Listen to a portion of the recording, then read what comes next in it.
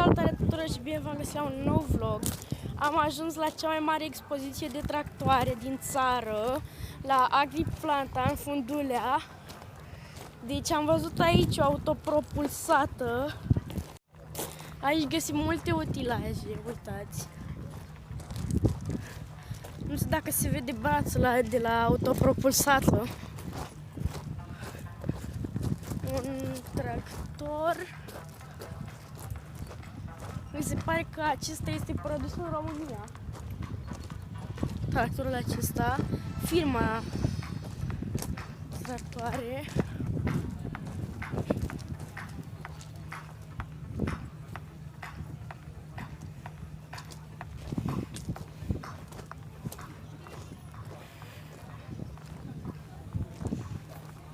Uitați și un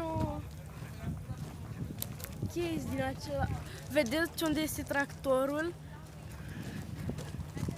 Este sus de tot acolo. Am să vi-l arăt acum. Uitați unde este case-ul acela, clasul, scuzați-mă.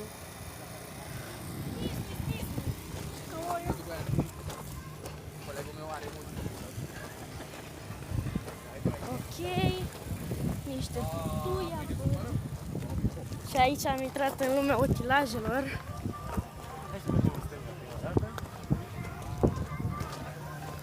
Wow! Ia uite ce tractoare micuțe!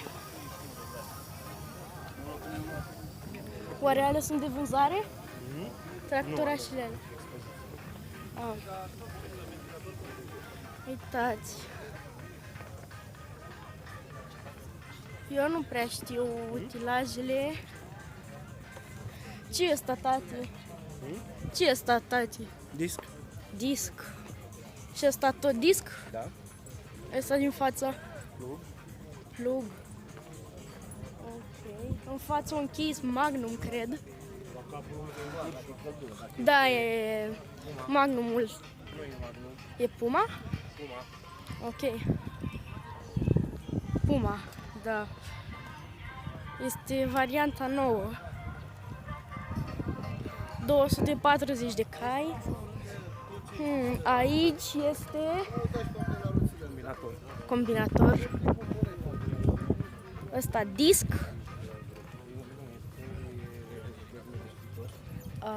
Nu e disc.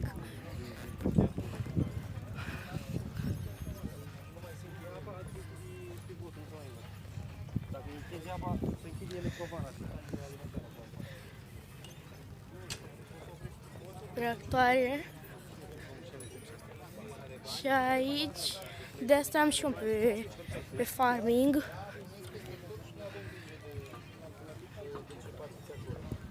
Uitați autopropulsată în față.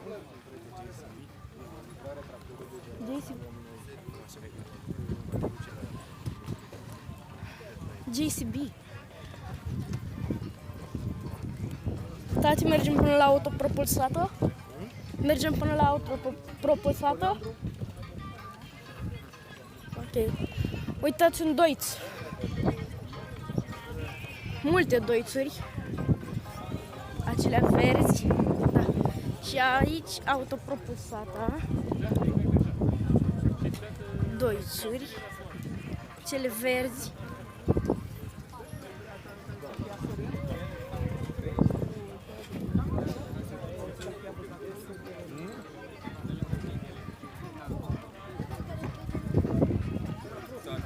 Asta e super simplu.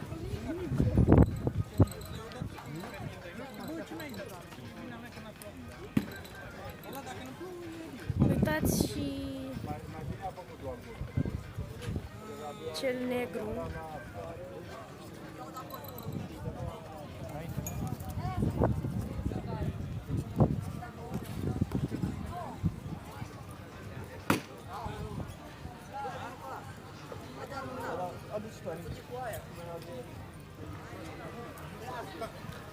Wow, combină Massey Ferguson.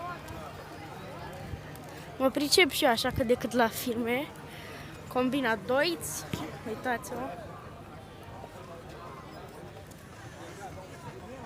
Altă combina Deutz. și Massey Ferguson.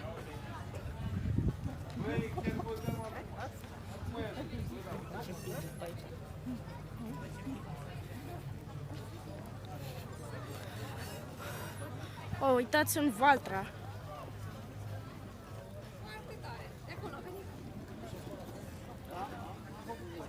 Aici este Massey Ferguson și urmează legendara combină.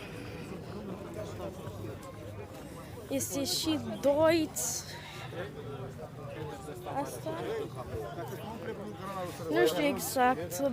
Am văzut pe Farming că pot să fac 2 firme. Uitați-o.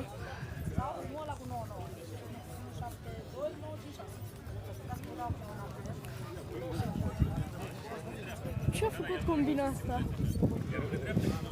Am să-l întreb pe tati cum e combina aia neagră.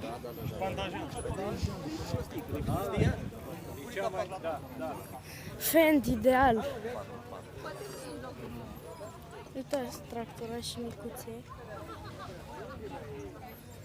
424 de lei.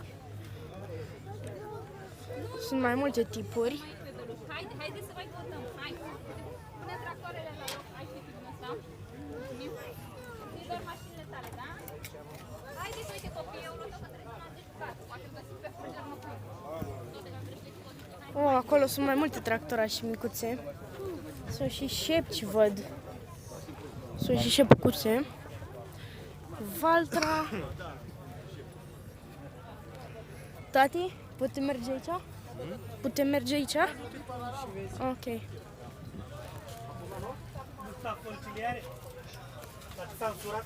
Avem aici Fend. Multe tractoare Fend. Vrei să-l vezi pe ce uite ce frumos. Ok. Micuțe văd. Și măricele. Hai mă, că am plecat voi costele, vă. Mergem și la altă firmă. Tati, am vrut să te întreb, asta ce e? Fend ideal? Da, tati, e Fend ideal. Ok. Are headerul foarte mare.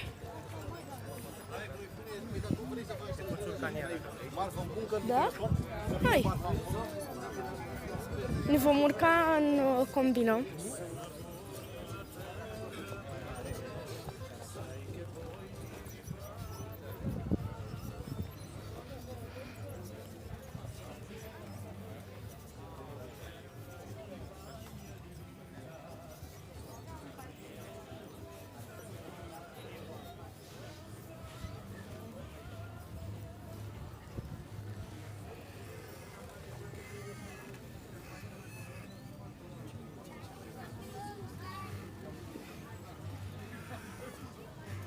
Massey Ferguson acesta are headerul mic.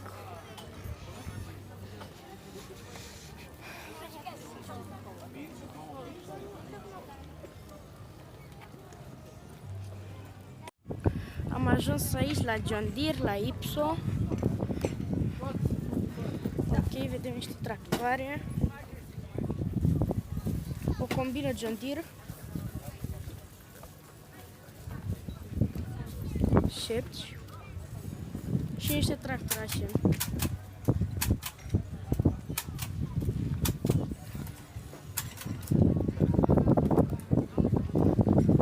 Vedem și un buggy, ceva de genul. Cred că vom reveni și de la altă firmă. Voi urca într-un tir. Este un tir DAF XG.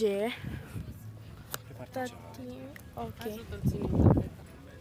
Să filmezi tu și după aia să-mi dai. Poftim.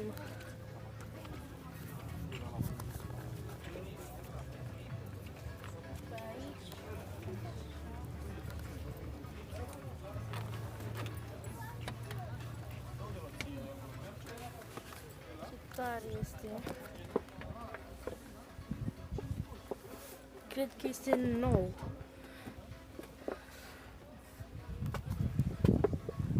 Ok, ține tati că o să cobor. Cosmina, vii și tu? Hai să te urci. Hai, Cosmina, aici. Hai, puile. Hai, Cosmina. Poți prezenta faptul că nu are oglinzi, are camera de supraveghere. Wow, nu are oglinzi. Da? Și se vede în interior, acolo, și în stânga și în dreapta. Uite, aici. Hai, Andrei. Hai, parcula să urcă în tine. Și din față. Și uitați-l din față.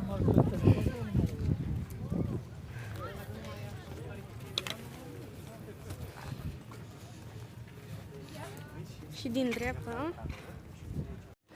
Am ajuns aici la clas. Poate o să cumpăr vreo machetă. Mami, intrăm? Poftim? Intrăm? Hai!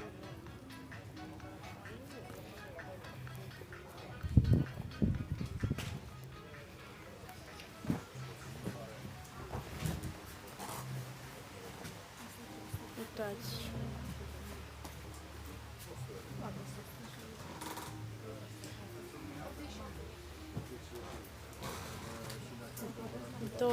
de lei, 300, 140, 190. Acesta cât costă oare? Avem și case și Valtra.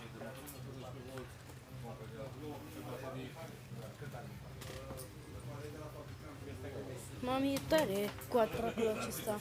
Da, ia uite, David. Ce e asta? 7930 R. Cred.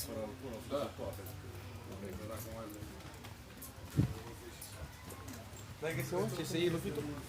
Ia mă, de-astea mari zici, băi. Ok. M-am încălțat cu Adidas și aceștia, nu știu de ce, dar eram sigur că o să mă murdăresc. Uitați aici un tractor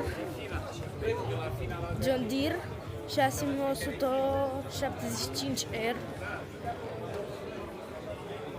Nu scrie cât costă. Pot să mă urc, dar mă voi urca după ce se va da. Uitați, cam așa arată. Am să iau o din asta. Am aflat că dacă scanez ce este pe spate, voi obține toate detaliile tractorului. Uitați acest New Holland pe gaz. Poftim, tati.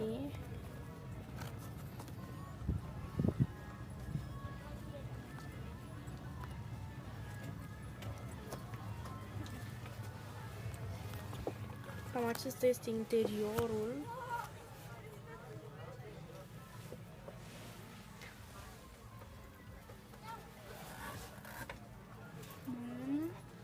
Le vom da jos. Tati, poți să ții puțin?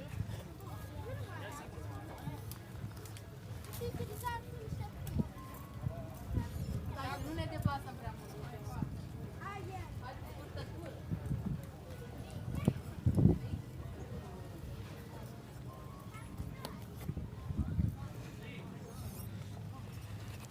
Oare ce este asta? Ce e asta? Butelia de gaz. Butelia de gaz? Da, ăsta e PGPL. E metan. T6.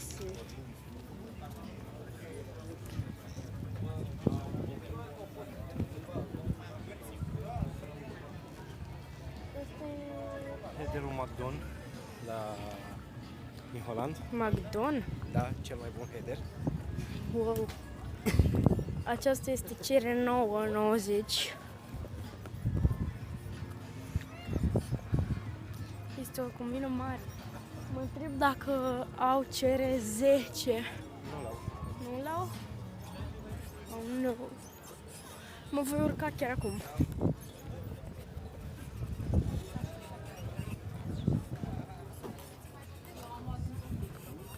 De fapt, mai sunt oameni. Nu chiar acum, dar va urma. Pentru că opresc filmarea și aștept. multe Am lucrări. făcut rost de o găleată John Deere și are și o șepcuță aici. Cam atât a fost și cu acest vlog. Dacă v-a plăcut, nu uitați să dați un like și un subscribe. Eu am fost David, iar vreau să sunt pe canalul David Tâlgă. Pa, pa!